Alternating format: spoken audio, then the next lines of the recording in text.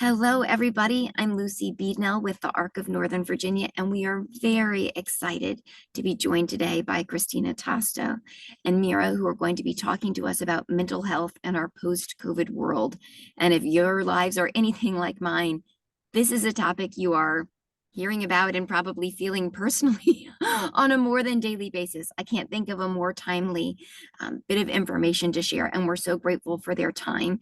And I wanted to remark to folks that Christina's name may sound familiar because years ago, long before most people were working with us and talking about it, she did a great presentation with us on disability and trauma and things that are still recorded. And I will send a link out to that as well after today's presentation so people can get the full cadre of resources that you have. So without further ado, I will turn the camera and mic over to you all. Welcome and thank you for being here.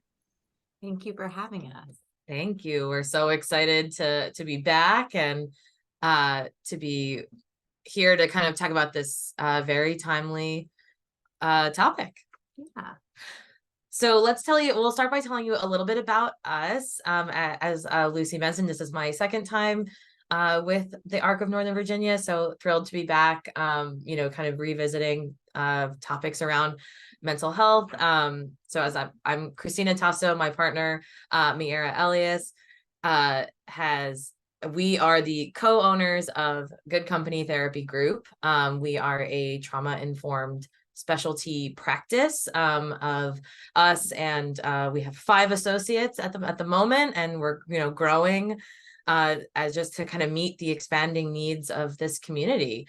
So we'll put our information and our website in the chat so that if you can read more about our practice, you can also access for yourselves or for your loved ones or friends and family. We have a referral form on our website where that can get you immediately connected to us, where we can talk about connecting you with some resources. But anyway, what are we here today to talk about? So, hi everybody, I'm Miera, and we're here today to talk about COVID and kind of accessing mental health resources in a post-COVID world.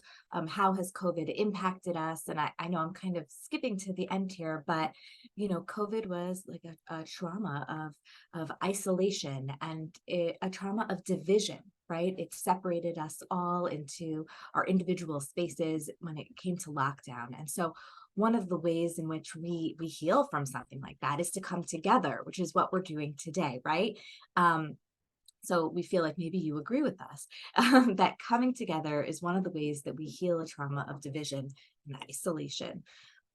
So we would really, really love for this to be an interactive space.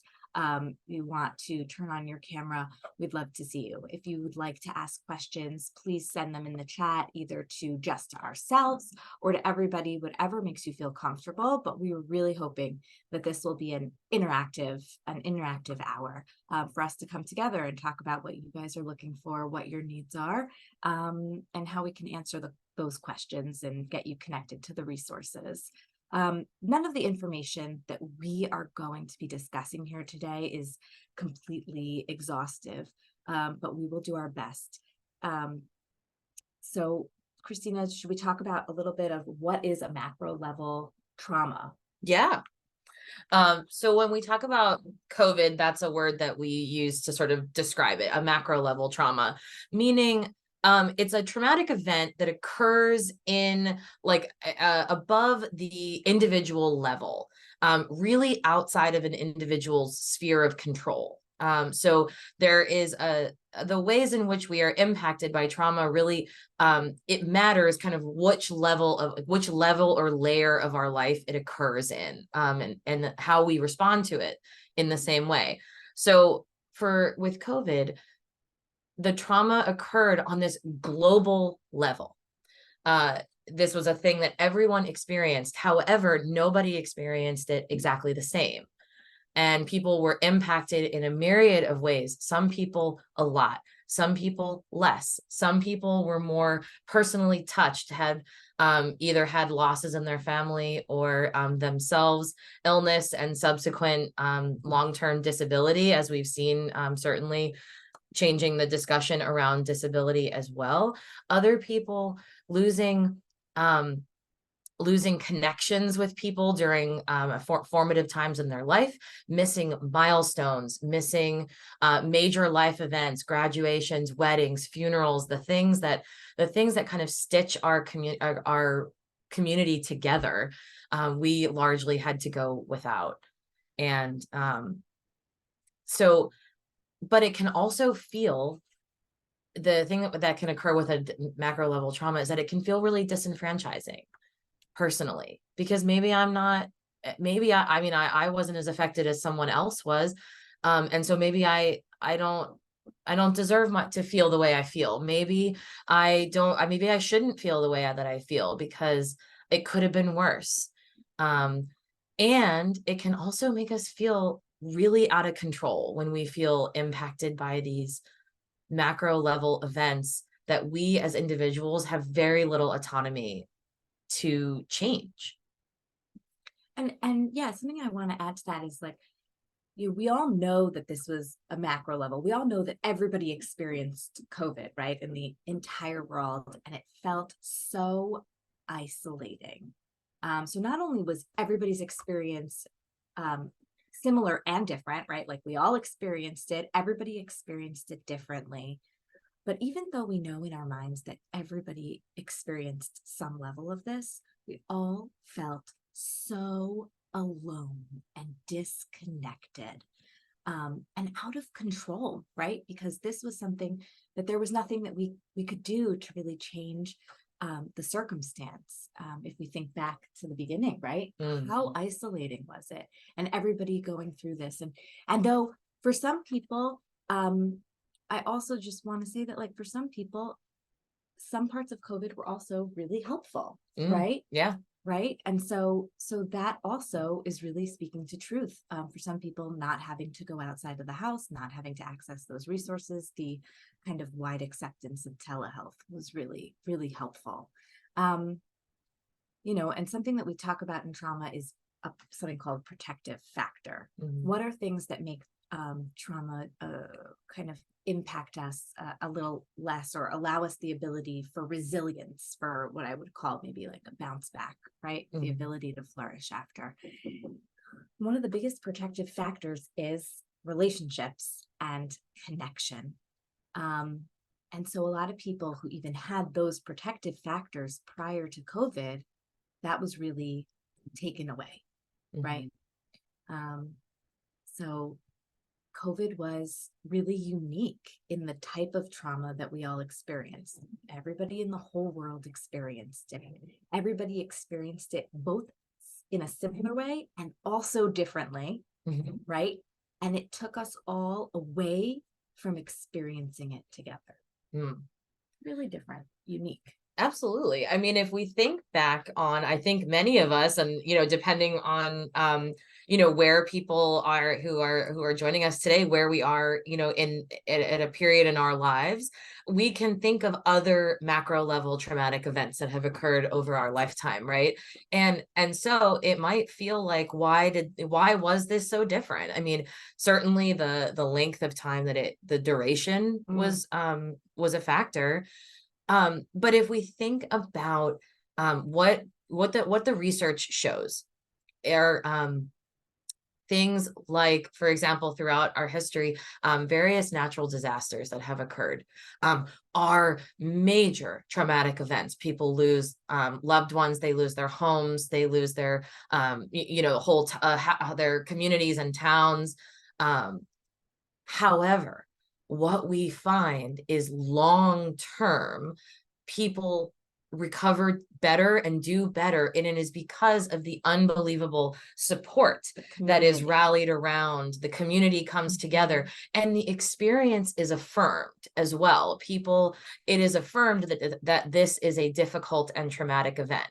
And I think, like, right, some of the rhetoric in early COVID was like, this isn't hard. You think this is hard? It's not hard to stay home. It's not hard to, like, not have to do things. Just stay home. It's the least you can do. Right. Exactly. Like, this is not adversity. And it was for people, for many people. And then for some people, they were also like, is it okay to talk about that kind of feels okay to be at home, or that I feel safe I feel, to yeah, not have to navigate, right? Like, not have to navigate going to doctor's appointments or figuring out accessibility, right? How to get to places, how to see our doctors, right? So, you know, virtual work, right? Let's talk about virtual work, right? right. For the first time, it was really, it was just widely accepted and pushed. Everybody had to work from home. And for some people, especially in the disability community, you know, it's like, oh, finally, right? I can work from home. I can work,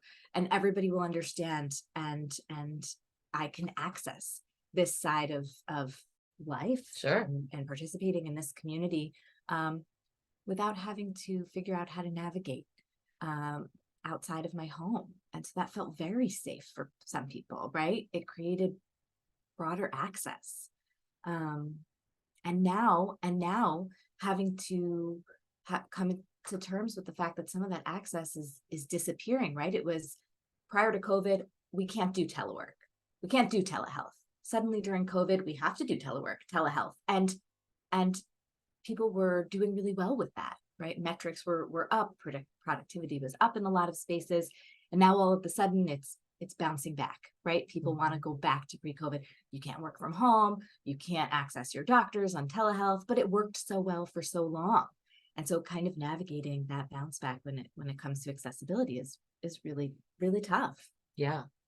I mean, the world is changed, and at the same time, right, as what you know, we were talking about this in our preparations for today, is also the world is irreparably changed, and people are kind of sick of talking about it. They're like, oh, you know, and then that's another thing about these large scale traumatic events, is that sometimes people start to feel really burnt out on it, and they're like, I just can't talk about this anymore. I can't think about this anymore. I don't want to deal with this anymore. But the problem that comes up there, right, is that it's affecting us. It's affecting all of us all the time. And when we're not, if by not giving it voice, sometimes we do ourselves a disservice. And that's certainly kind of, I think, you know, as individual psychotherapists, a huge thing that we're seeing is just people, you know, people are living with these effects, and it's feeling less and less validated. It's feeling less and less normalized. You know, people are, it's over, we're back to life as it was. And people kind of, you know, don't know where to go with that. Yeah, and I think for some people it's over, and for some people it's not. And I think we see that a lot with like masking, right? True. And for some people, how also I think we didn't mention how difficult masking was for some people, especially the deaf and hard of hearing community, Exactly. right? But for some people, you know, they appreciated, you know, not getting sick, Right. right? Sure. And are still using those protective factors, you know, today to navigate society, now that people are kind of going back to almost business as usual. And not everybody's ready to kind of go back to that pre-COVID functioning. And I think, you know, there's really good reasons for that. So everybody's kind of having their own emotional journey, right? With COVID, and now this when I say post-COVID, I don't mean that COVID is gone, but I mean this post-COVID functioning, right? That we're no longer in lockdown. And so there's concern about, you know, how to heal, how to come together. There was so much division, anger, and aggression, and how to figure out how each of us can kind of move through the world. So, you know, therapy can be really helpful, but I think actually skipping to this part, it seems really appropriate here. Like, how can people know if they might need support right now, right? Yeah. Like, what are some signs and symptoms, things that you all might be experiencing, that you can kind of say, hey, if I'm experiencing that, maybe this is a good time to reach out, right? Yeah. So maybe we could talk a little bit about that. You know, and we can certainly, I think, also speak to some of the themes and the things that we're seeing commonly coming up. So, you know, right, we know that what are these signs and symptoms that you know that you may be needing some additional support to support your mental wellness and your well-being. Certainly, I think one of the easiest things to notice is like, is your fuse shorter than usual? Do you snap a little bit more easily? Do you find yourself feeling more frustrated in situations that are frustrating, but you probably at other times in your life tolerated better? We all, the thing is that we're responding to things that are real in the world. We're responding to things that are hard. But so what's to notice is not whether it's your frustration or your anger is valid, because your frustration and anger, it probably is valid. I mean, the question is, how has it changed for you compared to you 5 years ago, a year ago? Right. Like, are you reacting on a 1 to 10 scale? Sure. Right? Are you reacting at a 10 to something that, if it happened a few years ago, would be a 3? Right? You'd be able to let it roll off your back or move on with your day. But right now, you can't stop thinking about it. You can't stop being angry about it and kind of popping off about it. Right? Yeah. Yeah. Absolutely. I think something that I'm seeing a lot in my clients is difficulty when it comes to sleep. Right. And that can kind of look like a few different things, right? It could be difficulty falling asleep, finding that you are kind of doom scrolling. We'll talk more about that maybe a little later. But doing a lot of scrolling, or like you cannot quiet the thoughts kind of rolling through your mind. So there's difficulty falling asleep. There's difficulty staying asleep, right? Could be waking up in the middle of the night and having maybe an inability to fall back asleep, right? Like, you go to sleep normal time, you fall asleep fine, it's 10 o'clock at night. Suddenly you're up every night from 1 to 3 and you can't shut it down. You can't shut down the thoughts in your head, or you just can't fall back asleep. You can't figure it out. Or maybe you're waking up from a nightmare, difficult thoughts, right? Waking up in a sweat. So difficulty falling asleep, difficulty staying asleep. Those are kind of things that I'm seeing. Absolutely. Right. I wanted to jump in and share a lot of questions that we get at the ARC of Northern Virginia recently have been about isolation. I didn't used to feel so alone or isolated, but some of the groups I went to before the pandemic don't exist anymore, or they exist in a virtual way, and maybe functionally that's a better fit for me, but I didn't realize that I was getting a lot of my social input from this regular meeting that's now virtual. And because we don't have the chit chat before or after, I'm feeling very alone. We get lots of inquiries from parents likewise saying, my child got really used to being at home and now they don't want to go out anymore. But we're seeing the ramifications of that self-imposed isolation. 100%. 100%. Right. Like, Yeah. in-person interactions are really important for us to feel connected to people and grounded kind of in our life. And it's not just the conversations, right? Like, you can meet with a friend virtually. You can talk to them on the phone. There's something about being in person. It's that kind of unspoken body language, that communication, maybe that touch, the hugs, right? But the chit chat before a coffee, or before an event, or before a group, before a doctor's appointment, that kind of informal communication that really feeds our soul. Exactly. I am hearing that. I'm certainly hearing from a lot of my clients the lack of the loss of touch it has impacts. And while there is, I feel like a lot of these things, all of our answers are, it's good and it's a challenge, because for some people, like for folks, for a lot of folks with sensory issues, the reduction in the normality of kind of casual touch was helpful. A lot of people in our population who don't care to be hugged or touched by people they're not comfortable with. So, this has been positive, but you got to get it somewhere. You got to get it in arenas that feel appropriate and approachable. And you're absolutely right, Lucy, as your point is that some things,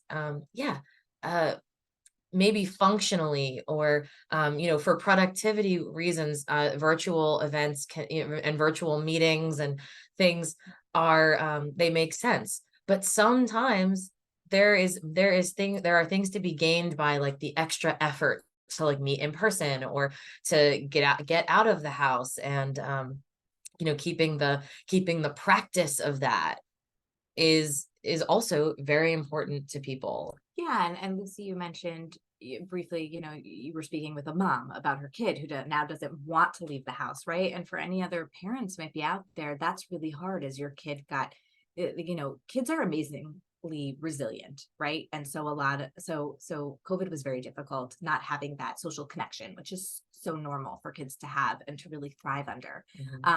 But kind of in their resiliency, that a lot of them just kind of got used to it, right?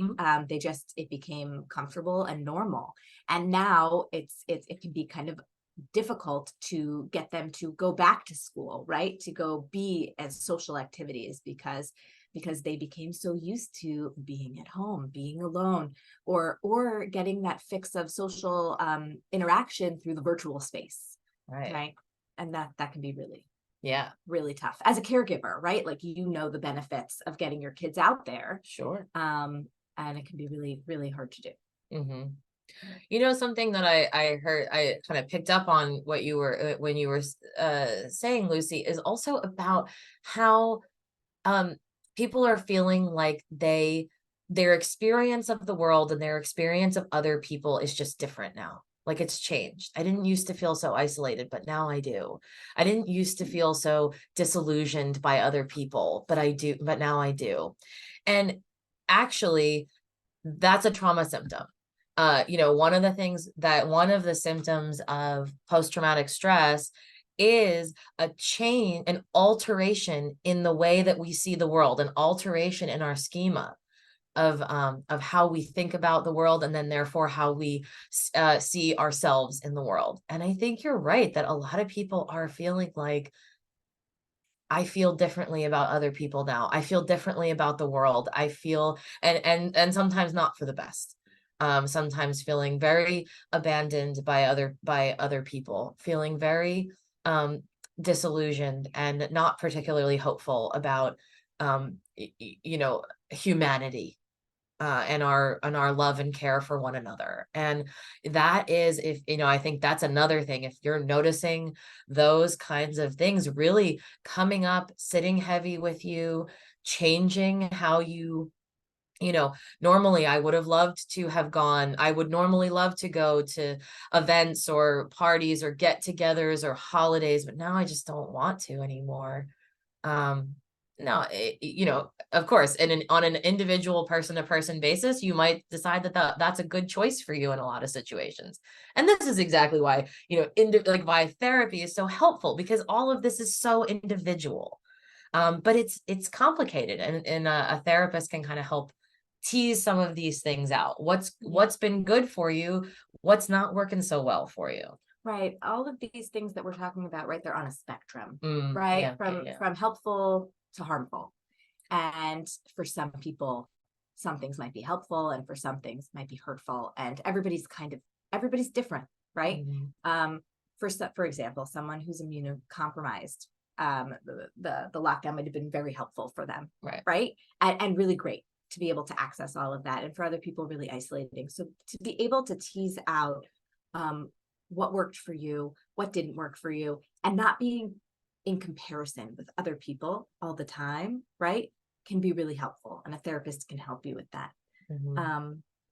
There's some other things that you might be experiencing, right, to give a sense of what's going on. A little bit of hypervigilance. We didn't really talk about that. That's but a good kind of point. Being always on your guard, always aware, right, of what's going on around you. Or maybe when it comes to COVID, like maybe having that hand sanitizer always, right? Like always being aware of who's touched what and who's touched that. And I think we all have kind of a heightened sense of germs and how germs travel now. Sure. After being kind of, that being the forefront of our, mind for such a long time, but kind of always being hyper aware of that. Sure. That's something we call hypervigilance. I feel like just disconnected. Did we talk a little bit? Just feeling disconnected from our friends, from our family, from things that used to bring us pleasure and enjoyment. Feeling just disconnected and hopeless. Yeah. Right.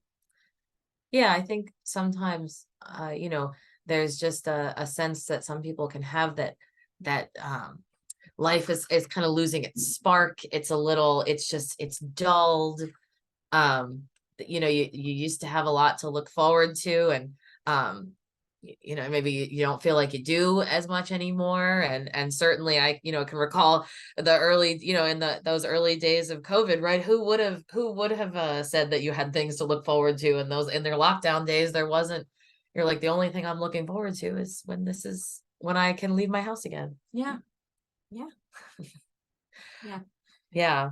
And then I know, one of the things that you had mentioned too, and then that we're seeing a lot and is is a challenge for folks is the doom scrolling, the feeling really caught up in your phone, either with social media, or just checking the news constantly, and just feeling really preoccupied with that, or getting stuck where you're sort of like, I'm sitting here and I'm just scrolling and scrolling and scrolling and scrolling and scrolling, and I should go to sleep, or I should Make do dinner, do or any number of other like personally enriching and things, but I'm feeling stuck here. And I don't know how much folks who are with us today are experiencing that, but certainly talking about for folks in therapy right now, talking about setting limits around these things. Social media was like the only way to stay connected with people, but now it's sort of like it's turning on us. It's like turning on us a little bit. And well, I think a little bit it was like, it was good then because it was the only thing that kept us connected. And I don't know if, it's like too much of anything, Yeah, right? true. Has that negative impact. So like, it's really good for staying connected with people. And it's also really good at making it hard for you to stop being on their platform. That's kind of how they're made, right? Exactly. And when we didn't have anything to go do and we were at home, that felt really good, to constantly be connected with people, to see their posts, to connect with them. Who's doing what, who's talking, who's posting. It made us feel connected in a space where we're not connected.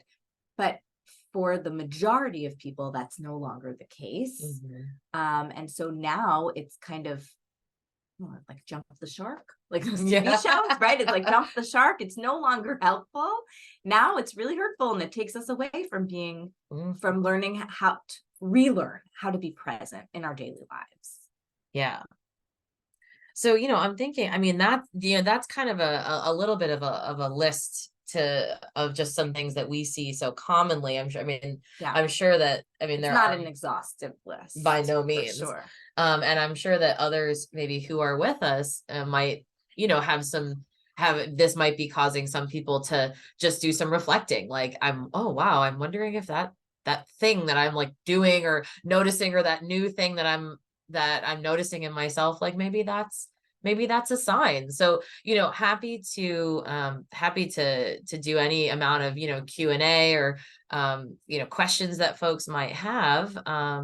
And I guess I just want to also say that, like, whether you identified with something that we have said here that you might be experiencing, or you did not identify, right? Or you had a different experience with it than what we may have said, that's all okay. When we say it's not exhaustive, it means that we don't have the ability in this session to be able to talk about everybody's experience with these behaviors or symptoms, kind of however you want to look at it.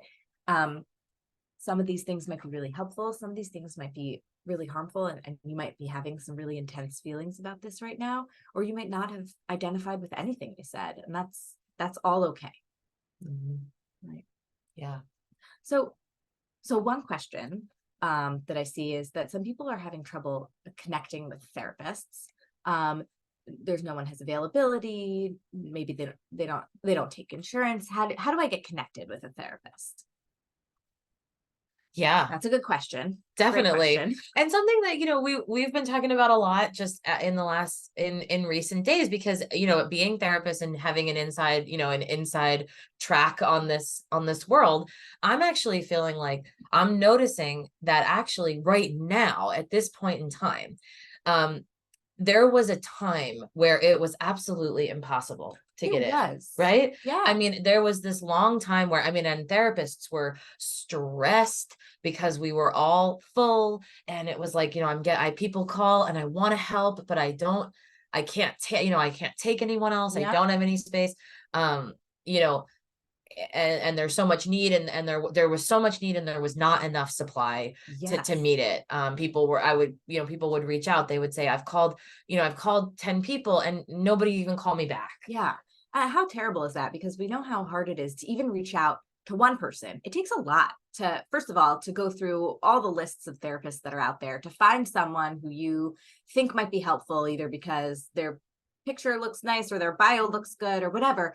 And then you finally kind of gear up. You're like, I'm going to contact them and maybe do this. And they don't even respond, and how disheartening that can feel, because it just takes so much to even get to that place. And maybe you do that 10 times and then you don't get anything. And then you're just like, oh my God, how am I supposed to? So, you know, if this has happened to you, like, you are not alone. This is, I mean, when we talk about like a mental health crisis, they're really just especially during COVID, and even now, not enough therapists for the need. And so it can be really hard. I think that lately we've seen that lesson a little bit. And there's a little bit more, I think there is more capacity now. I'm not hearing that as much from people now. But there was a time when it was absolutely impossible, and so disheartening for people. So, I wanted to bring up something actually that this is touching on perfectly, because it's both a question that we get in a broad sense and how this ties into it, which is that lack of resiliency that a lot of us have been feeling since the pandemic, that makes it so hard to feel like I can get up, I can go again, I can try again. And I think that you're right. We had a lot of families right after the pandemic reach out talking about how much they struggled to find a good mental health therapy provider. And I think a lot of them got knocked down and didn't get up again to look again, right? That's just, it's not an option to me. And I've walled it off. I couldn't possibly keep trying. I used all my energy making that initial round of calls. And this is a good reminder to us.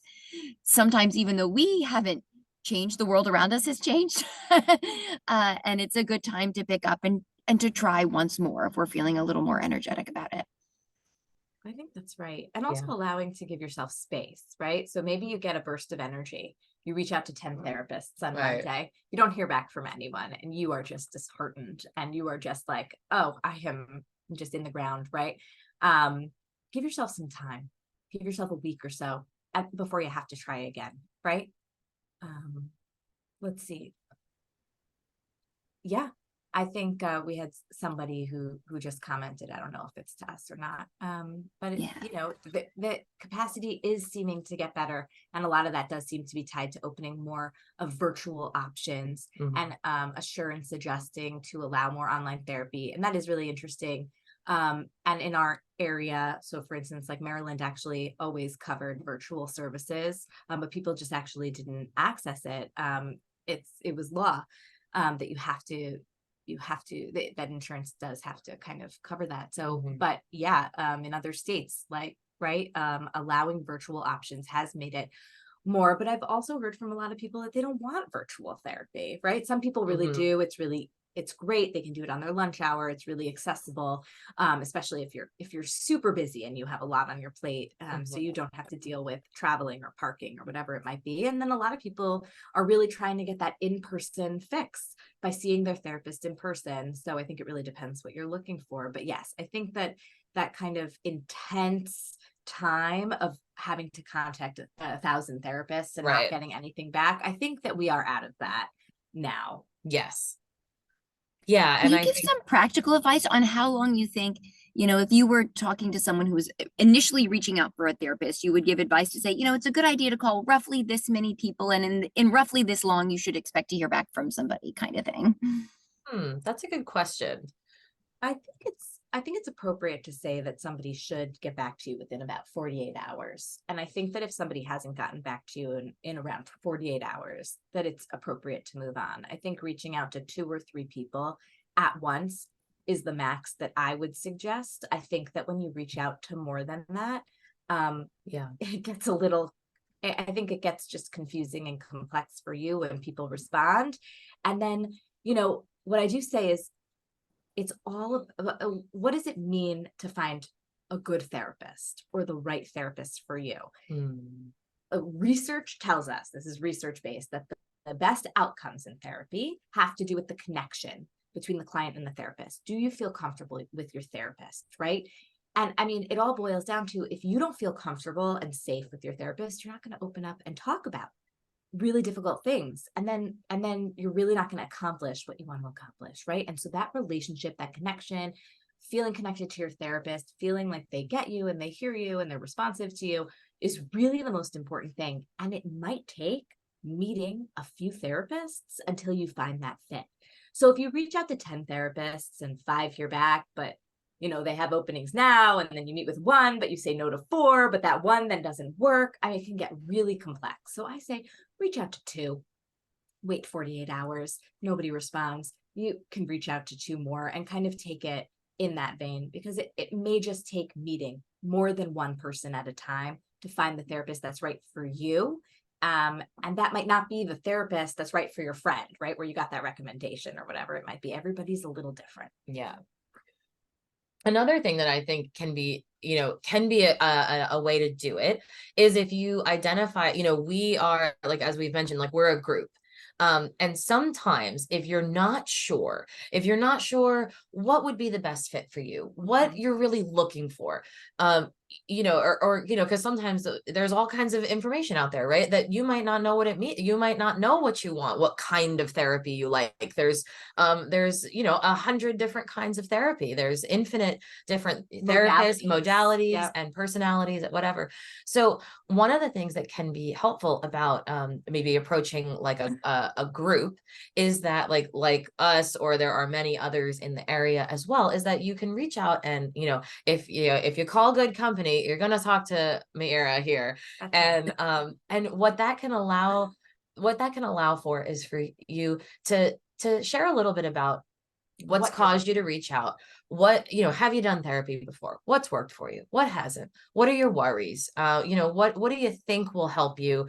Or maybe you just don't know at all. And this is that we can help you, that person can help you be like, what I'm hearing sounds like this person that we have at our practice, or what I'm hearing sounds like you actually might do better with this kind of therapy. And we would, we can give you a referral to that. um just sometimes feeling a little bit of a sense of guidance. The obviously a big search engine for finding mental health therapists in especially in this area is Psychology Today. Absolutely. And that can be a wonderful place to start, but it can also feel a little impersonal, a little right? overwhelming, And a little overwhelming. but it is.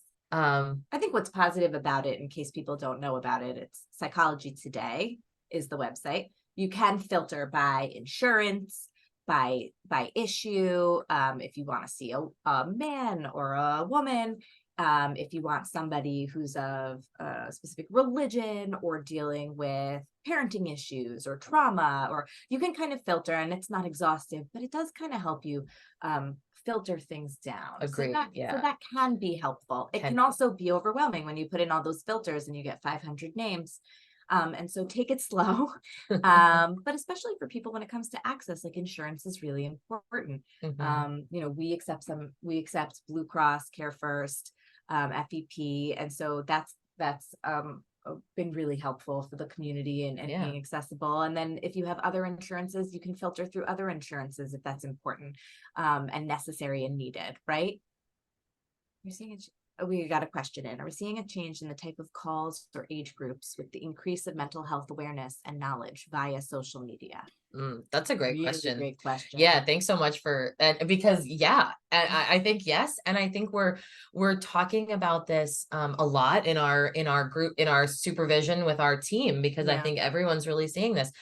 And definitely what we know, there is a mental health crisis among young folks today, especially adolescents and young adults. Absolutely. And we are seeing a lot of reaching out there because, yes, there is a lot more discussion about it on social media. Some of it's very helpful. Some of it is just a little misinformed at times. And so sometimes we do like to, we're just like, hey, whatever, however you get here, let's get you in the door. And sometimes we have to kind of resort some of that information or some of that conceptualization that people are getting online. But I am really feeling like just the increase in the discourse around it is a net positive. I do think it's a net positive because I just think this generation is just more open to talking about coming to therapy, right? And kind of regardless of what they're learning, right? That's They're right. coming. They don't feel like it's a bad thing to come. And I think that's really a net positive. Agreed.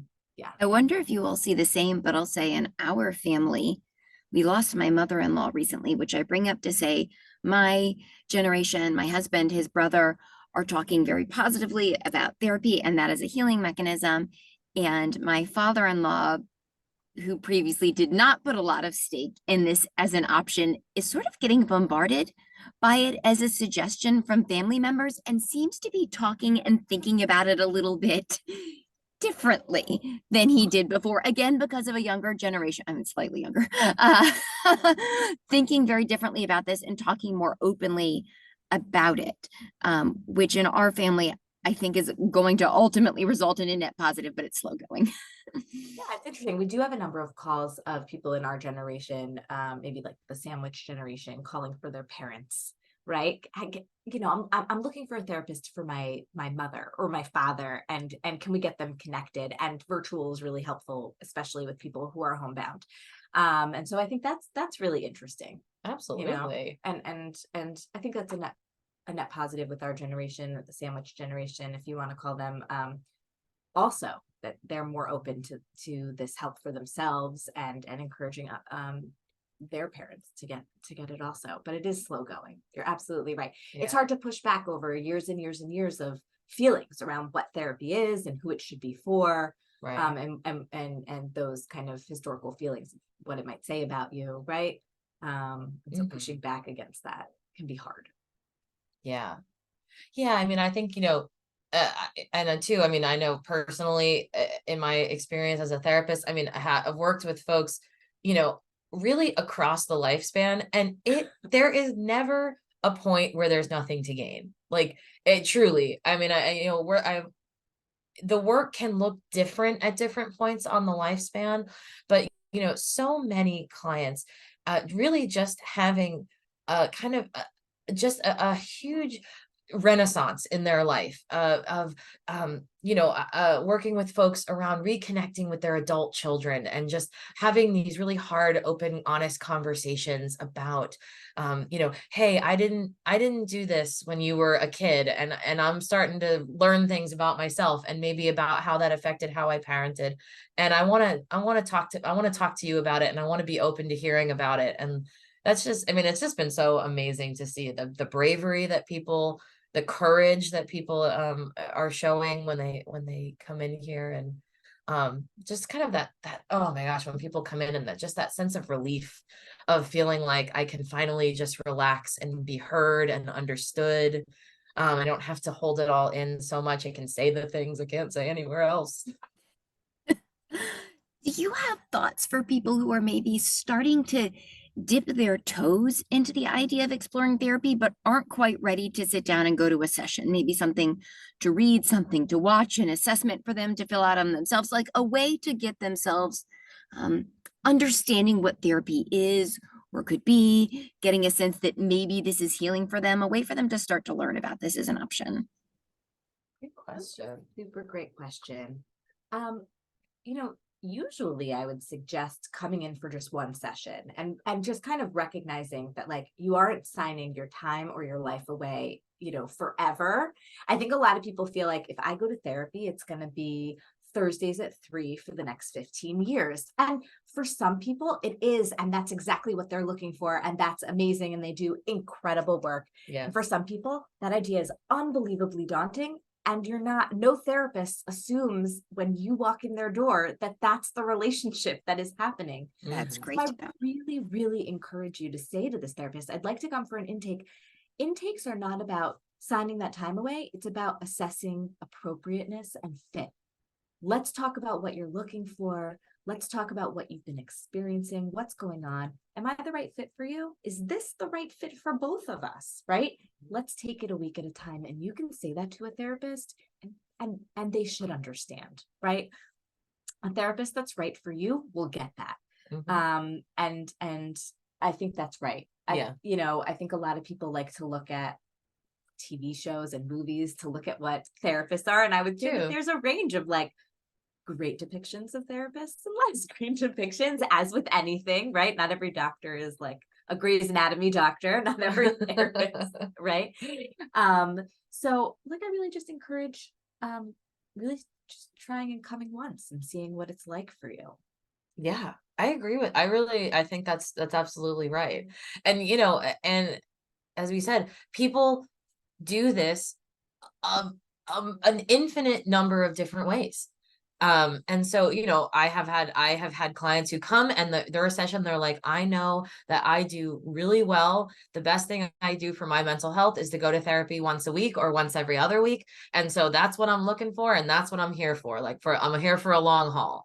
And then I had, Right. and then I love that. I'm so here for that. And then I had other people, and they come in and they're like, listen, Christina, I don't want to be here in 5 years. So I don't want to be here in 2 years. So and I'm just like, that's cool too. Yeah. Let's do what we can do. You want to do like with you've got this one issue you want to target. Like let's see how it feels. We're gonna do that together. We're gonna work on this together, and then we can talk about, Right. are we ending? Are we moving forward? What do you want to do? Right.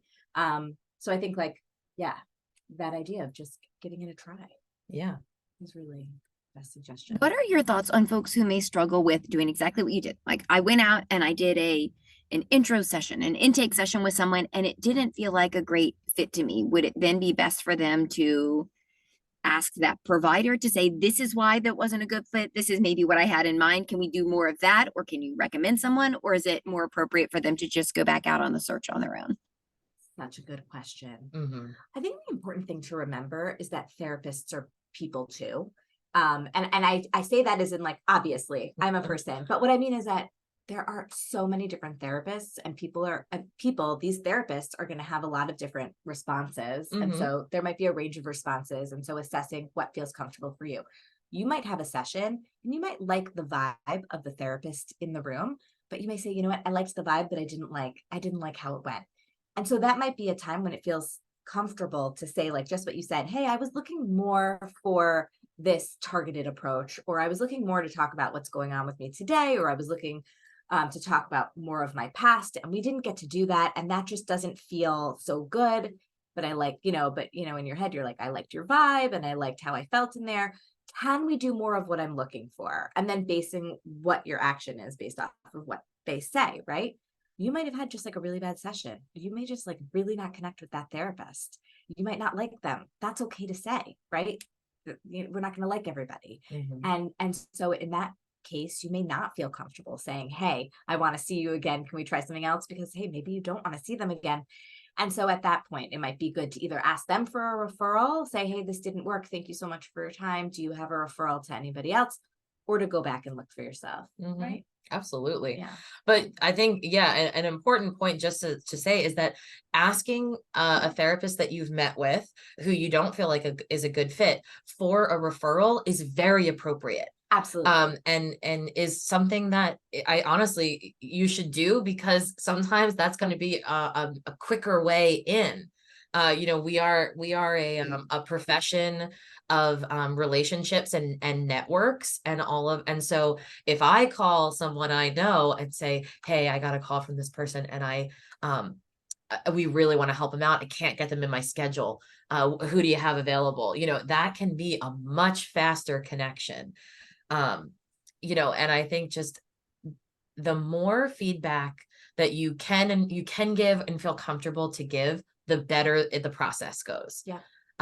Because even sometimes feedback for in therapy isn't because anything's wrong. Right. It's just Exactly. information. Exactly. I have clients who come in and they'll say, gosh, last session was really hard. I didn't feel good after that session. And I'm like, thank you so much for telling me. That's such good information. We need to go back and think about what came up and what do we need to do differently to pace the work differently, to close it up differently. All of that, this is such an individual process, Yes. and we have, sometimes it is a matter of working it out with someone. It's relational, right? Right. They get to know you, you get to know them. I just had a question. Oh, yes. Oh, Right. yeah. About, are we seeing requests for alternate options? For talk therapy, art, music. Yeah. Yes. Yeah, absolutely. I think that people really want to connect in whatever modality really works for them and speaks to Absolutely. them. Absolutely. 100%. Yeah. I mean, we have, certainly have kind of on our roster of referral sources. We've seen an unbelievable power of expressive therapies, art therapy, Music therapy. music therapy. I know you specifically mentioned equine therapy, which is also extremely Love equine therapy.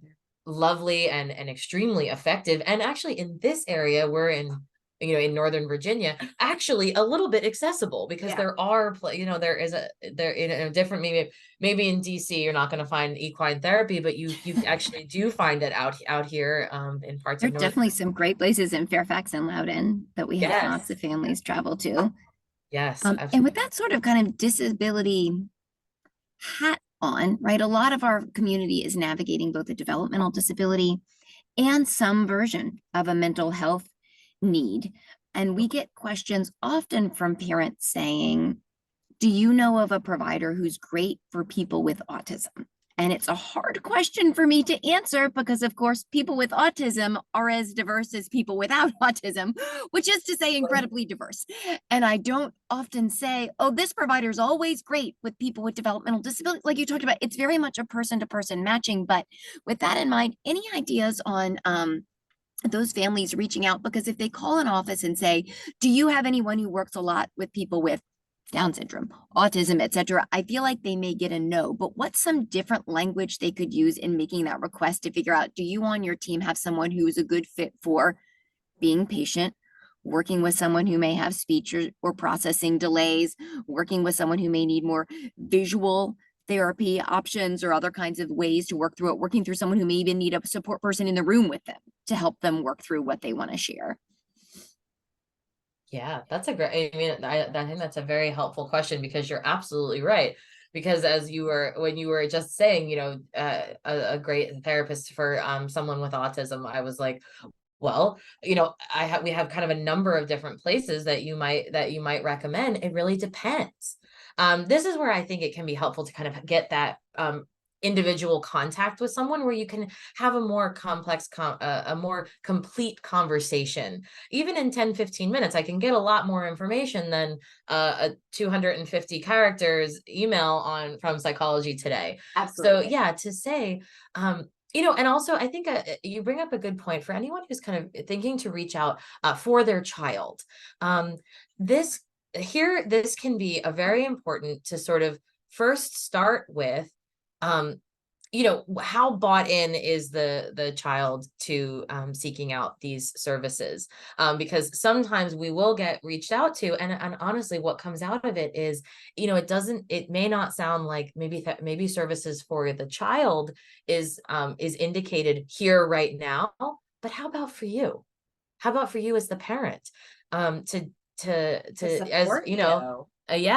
To support you, the real stress, the emotions, and being a caretaker. I know we got a question from a parent caretaker just now, and being a caretaker of anyone is a very stressful role, and The mental load that you're carrying, Mhm. navigating all the appointments and everything that you need to do. I mean, I really encourage those people to reach out and get support. I think it's so helpful and important. We have dealt with so many caretakers Yes.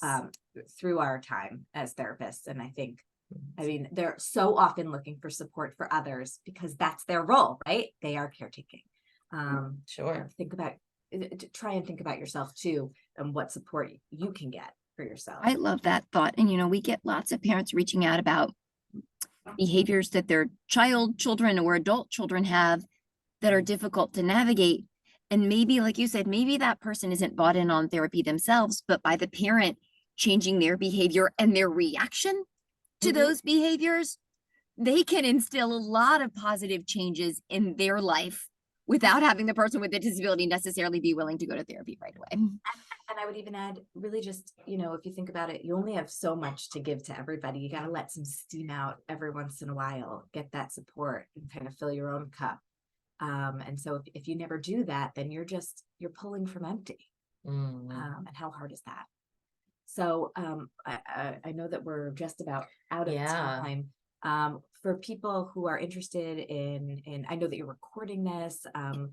For people who are interested in reaching out for services to others, we've talked about Psychology Today as a resource. We've provided our website. We also have an admin email for people who are not sure yet if they are looking for services from us specifically, but may just want to talk about if it's right for them. It's admin@goodcompanytherapy.com. Christina's going to put it in the chat right now.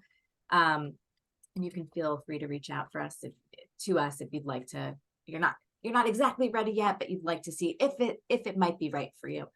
And so hopefully we can help you with navigating that. Yes. Thank you both so much for being with us today. Thank you so much for people with disabilities and families and loved ones who joined us today. We're all navigating this together. And as we talked about feeling overwhelmed and under-resourced, I feel like sometimes we find those resources in unexpected places. It was someone validating our feelings in a webinar chat. It was a link that was shared, right? And so as soon as we can get this recording posted to the ARC of Northern Virginia's YouTube channel, I'll get the link sent out. I would expect it would be by the end of the week at the absolute latest, ideally earlier. And that will also include links to get in touch with Christina and Mira through their website, Psychology Today's website, past webinars with Christina, and the Good Company Therapy email address. So you are not alone. It is hard and it is exhausting, but together we're going to get up and we're going to give it one more try. And we are so glad that everyone joined us today. And huge thank you to the Good Company Therapy team. Thank you for having us. Thank you so much. It's been a pleasure. Thank you, everybody. Stay safe.